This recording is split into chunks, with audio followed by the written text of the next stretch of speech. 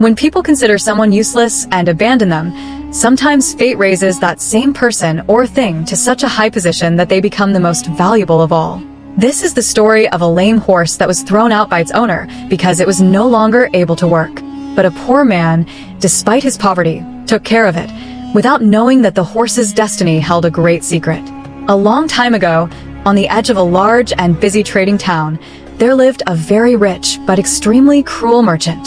His name was Qasim bin Waqar. He owned hundreds of horses, mules, and camels that worked day and night carrying goods. He had only one rule: feed the animals that could work and throw out those that became sick or old. In his stable, there was a very beautiful and powerful white horse named Tufan. Tufan was his favorite horse because it could carry the heaviest loads and run very fast.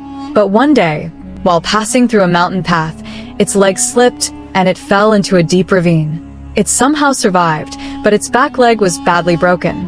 When the injured Tufan was brought before Qasim bin Waqar, when it was presented to Qasim bin Waqar, he looked at it with a look of disgust and said, "Now it has become lame.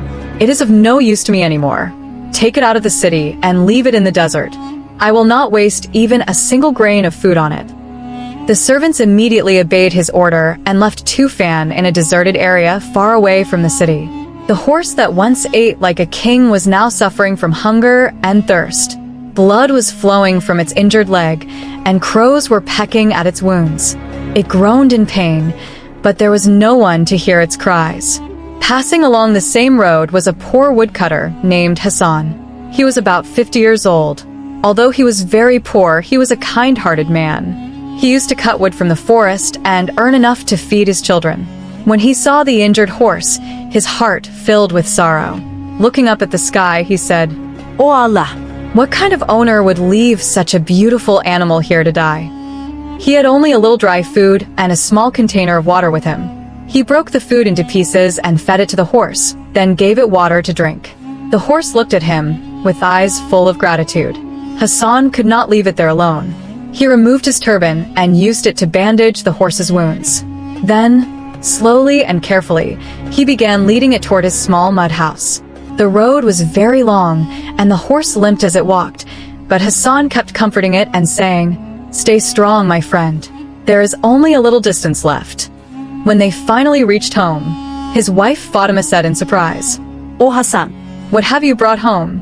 We barely have enough food for ourselves, so how will we feed such a large animal?" Hasan smiled and replied, "Fatima, Rizqat is in Allah's hands. We cannot leave it alone to die." He built a small shelter for the horse in front of the house and, despite his poverty, began taking care of it. Many times he stayed hungry himself, but still fed the horse. He even brought medicine for it, and slowly Fatima also began to love the animal. Every day, she cleaned its wounds and looked after it. Several months passed. Gradually, Tufan began to recover. Its strength started returning, although it still walked with a slight limp. One day, as usual, Hasan had gone to the forest. Suddenly, the weather turned bad. Heavy rain and a violent storm began. Hasan hurriedly gathered the wood, loaded it onto the horse, and started heading back home. On the way, there was an old wooden bridge, beneath which a fast-flowing river ran. Because of a heavy rain, the bridge had become very weak.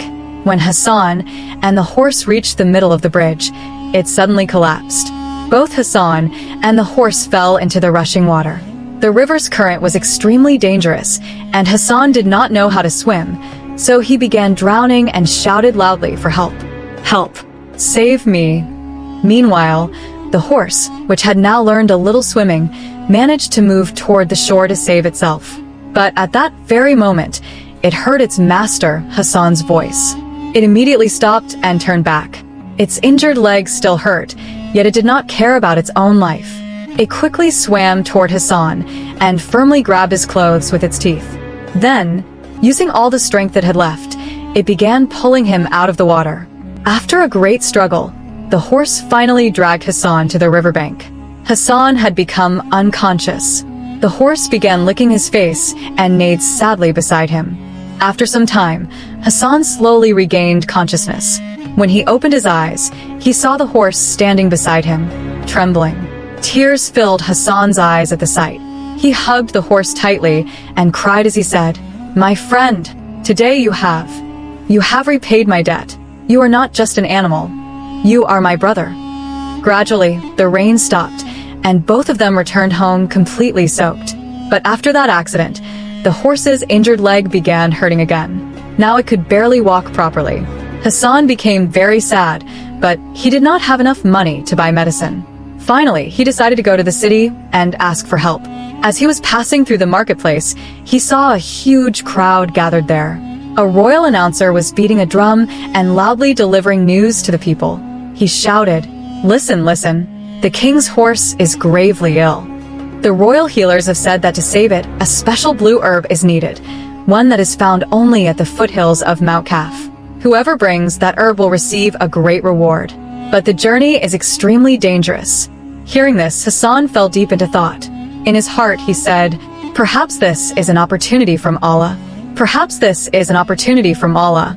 If I receive the reward, I will be able to treat my friend." But the very next moment, sadness filled his heart again, because the other men were setting out on strong Arabian horses, while he had only a lame horse. Disappointed, he returned home. When he arrived, he sat quietly beside the horse. Crying, he said, "Oh, my friend, I could not do anything for you."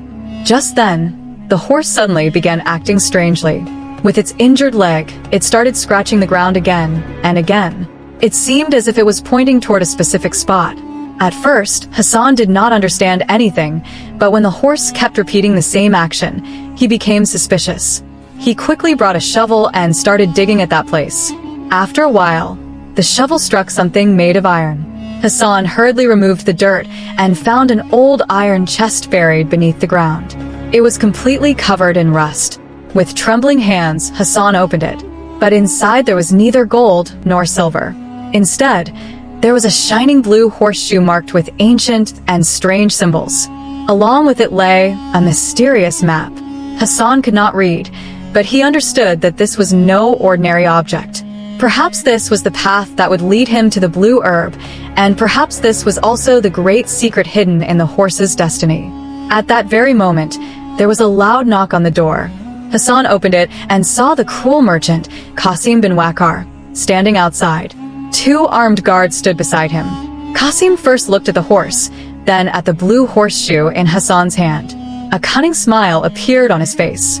Softly, he said, "O woodcutter, it seems you have found something very valuable." At that very moment, the blue horseshoe in Hasan's hand suddenly began to glow with a bright light. Glowing lines started appearing across the horseshoe. Those lines formed a path that passed through mountains. Hasan immediately remembered the king's announcement, the blue herb found at the foothills of Mount Kaf. Now he understood that this was no ordinary horseshoe. It was a mysterious key that could lead him to that dangerous place. But at that very moment, Hasan's heart was filled with deep worry because his friend Bedtime had been forcefully taken away by the cruel men of Qasim bin Waqar. Even so, a new courage awakened inside Hasan.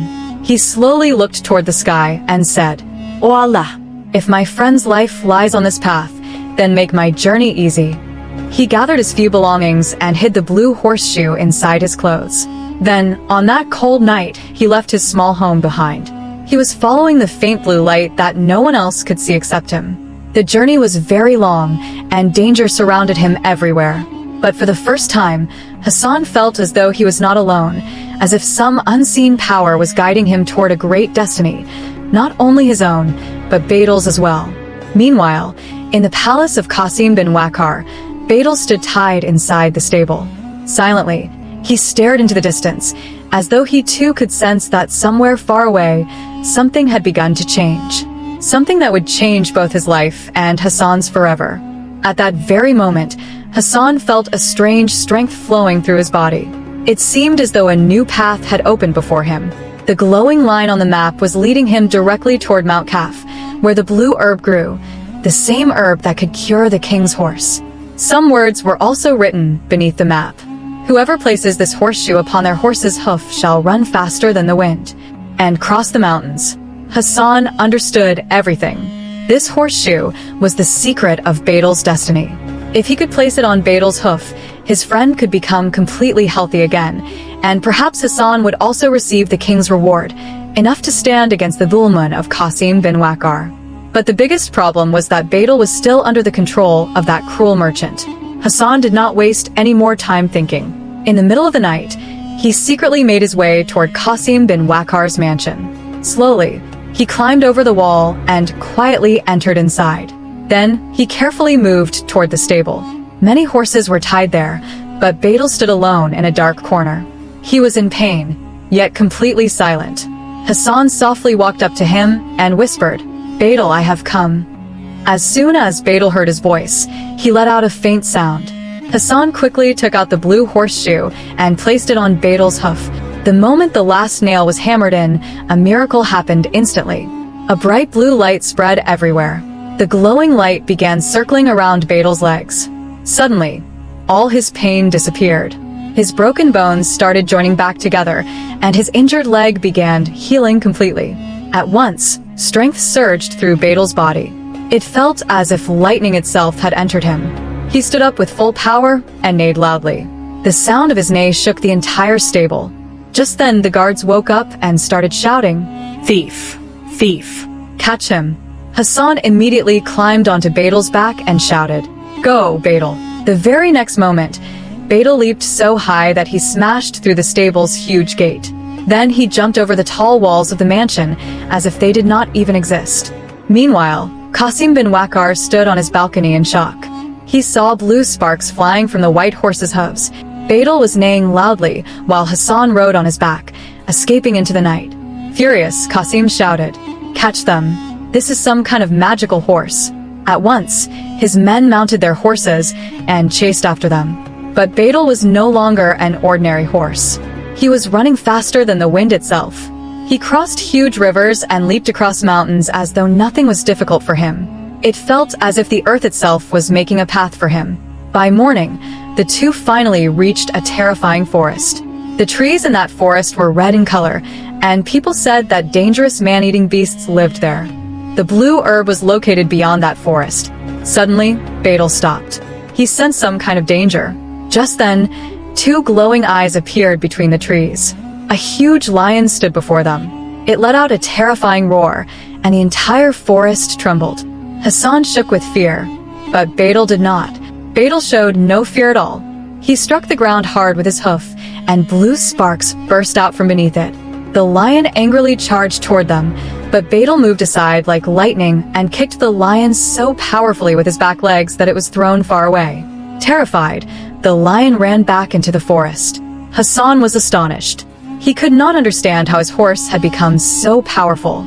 But there was no time to think, because the sound of approaching horses was getting closer.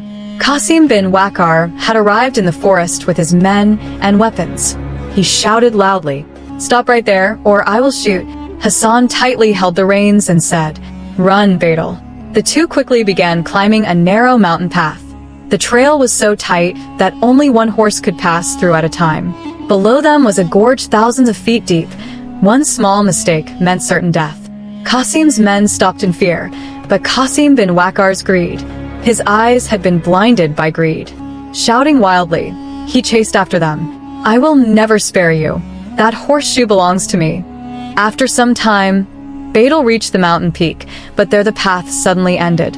In front of them was only open sky, and behind them stood Qasim bin Waqar, pointing a gun at them.